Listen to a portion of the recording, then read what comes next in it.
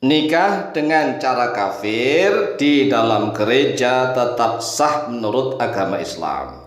Demikian pula nikahnya orang-orang primitif. Mereka menikah dengan adat istiadat primitif, adat istiadat yang mengundang roh-roh, arwah-arwah leluhur. Mereka menikah dengan adat istiadat mereka, budaya mereka, itu tetap sah menurut syariat agama Islam. Tetapi aneh nih, ada fatwa yang mengatakan bahwa menikahnya seorang syarifah, yaitu perempuan yang masih duriyahnya Nabi Muhammad SAW, disebut syarifah, kemudian menikah dengan lelaki muslim tapi akhwal itu yang ghairu sayyid, yang tidak sayyid, tidak syarif. Kemudian dikasih fatwa bahwa pernikahan mereka tidak sah, bahkan zina. Ini kan fatwa yang aneh bin ajaib. Lawang pernikahannya orang-orang kafir saja sah. Mereka nikah di gereja, mereka nikahnya dengan cara apa saja tetap sah. Demikian pula menikahnya orang-orang primitif. Ya, orang-orang primitif itu menikah dengan adat-adat istiadat mereka, dengan budaya mereka, tetap sah menurut syariat agama Islam. Sehingga apabila mereka ini orang-orang kafir non muslim, suami istri masuk ke dalam agama Islam, tidak diwajibkan untuk memperbaharui nikah lagi, tidak. Ada suami istri nih yang menikah dengan cara kafir. Kemudian tiba-tiba suami istri ini memeluk agama Islam bersama-sama. Maka di dalam syariat agama Islam, pernikahan mereka itu tetap langgeng, tetap sah.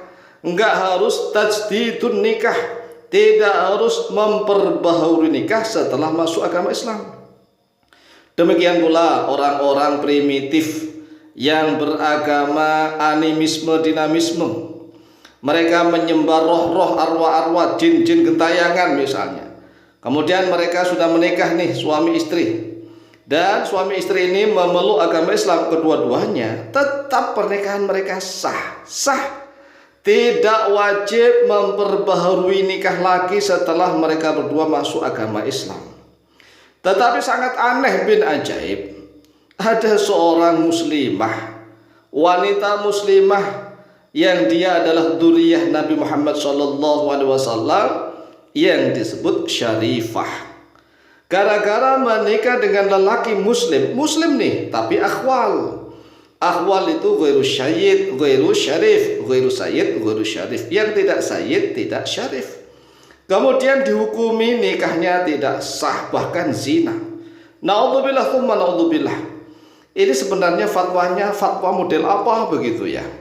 Coba perhatikan di dalam kitab At-Tamhid. Qala al-Imam Ibnu Abdul Bar Al-Qurtubi rahimahullah ta'ala. Telah berkata oleh Imam Ibnu Abdul Bar Al-Qurtubi rahimahullah ta'ala fil tamhidi, di dalam kitab At-Tamhid. Faqad ajma'al ulama, maka sungguh ajma'a telah ijma' artinya sepakat. Sepakat artinya konsensus. Al ulama oleh para ulama. Anna zawjaini, pada sesungguhnya suami istri. Idza aslama ma'an, apabila telah masuk Islam keduanya, yaitu suami istri, ma'an bersama-sama, fi halin wahidatin, di dalam keadaan yang satu keadaan, anna lahuma al-maqama ala nikahihima, bahwa sesungguhnya bagi keduanya itu maqam, kedudukan, ala nikahihima, atas pernikahan mereka berdua. Jadi ini kesepakatan ulama, konsensus, ijma' ulama, bahwa apabila ada suami istri, namanya suami istri kan sudah menikah. Inilah keunggulannya menikah. Menikah itu lawannya dari zina, lawan zina adalah menikah. Allah Azza wa Jalla begitu sangat memuliakan, mengagungkan pernikahan. Sehingga menikah dengan model apapun, gaya apapun, adat istiadat bagaimanapun, cara bagaimanapun, menikah itu tetap sah menurut agama Islam. Sehingga apabila ada orang Yahudi, orang Nasrani, orang Majusi, orang Hindu, orang Buddha, orang primitif yang mereka sudah menikah dan keduanya masuk ke dalam agama Islam, maka pernikahan mereka tetap dianggap sah. dianggap sah oleh syariat Islam. Tidak wajib tajdidun nikah, tidak wajib memperbaharui nikah. Kembali lagi nih, aneh bin ajaib, kalau ada seorang syarifah, dia muslimah, syarifah itu muslimah, wong duriyah Rasulullah, kemudian menikah dengan lelaki muslim, suaminya muslim Islam, hanya saja akhwal itu tidak sayyid, tidak syarif. Lah kok dihukumi hukuman pernikahannya tidak sah dan dihukumi zina? Ini sebenarnya waras atau tidak waras? Ini kan masalah nikah dan zina itu adalah perbalikan antara zina dan nikah. Kebalikan nih, kalau dihukumi zina, Masya Allah, berarti ada haddul qadhaf. Haddul qadhaf itu adalah hukuman orang yang menuduh berzina. Ini kan sangat berat. Oleh sebab itu kita harus berhati-hati dalam hal masalah pernikahan. Illa ayyakuna bainuma nasabun aw radha'un yujibu tahrima. Pernikahannya orang-orang kafir dianggap sah tatkala mereka berdua masuk Islam, kecuali ternyata di antara keduanya itu ada nasab atau ada radha'. Misalnya nih, antara suami istri yang dulunya non muslim ternyata masih kakak beradik misalnya, maka wajib diceraikan. Wajib diceraikan, kenapa?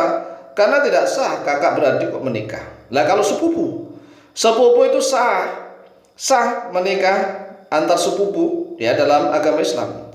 Tetapi kalau sepupu tersebut pernah rodho itu artinya pernah menyusu di dalam susu yang sama, ya, satu susuan begitu. Misalnya antara sepupunya si fulan dengan fulana ini pernah menyusu kepada seorang wanita yang sama, maka itu juga tidak sah. Karena apa? Kan saudara sesusuan. Walaupun sepupu awalnya adalah sah saling menikah, tetapi gara-gara dia rodok satu susuan, maka wajib diceraikan begitu. Karena apa? Yujibu tahrima, yang mewajibkan pada keharaman, maka wajib diceraikan.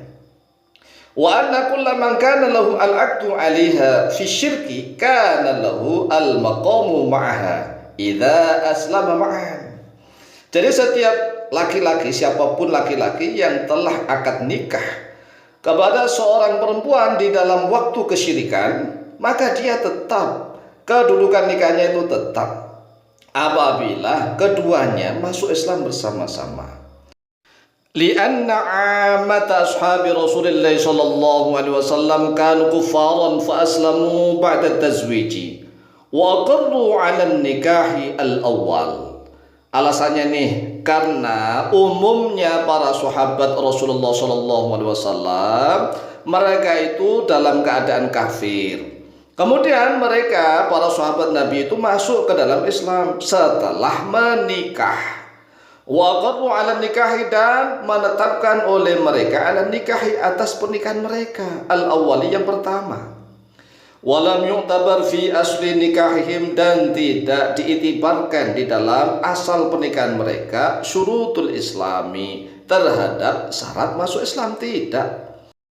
Wa hadza ijma'un wa tauqifun. Bermula ini yaitu ijma' kesepakatan ulama menurut Ibnu Abdul Bar, konsensus, wa tauqifun dan tauqifiyah. Inilah dasar hukum yang benar menurut mayoritas ulama, bahkan ijma' kesepakatan para ulama, konsensus para ulama. Sehingga kalau ada syarifah menikah dengan akhwal dihukumi zina, itu sangat aneh bin ajaib. Demikian, semoga bermanfaat. Wallahu ta'ala a'lamu bishawab.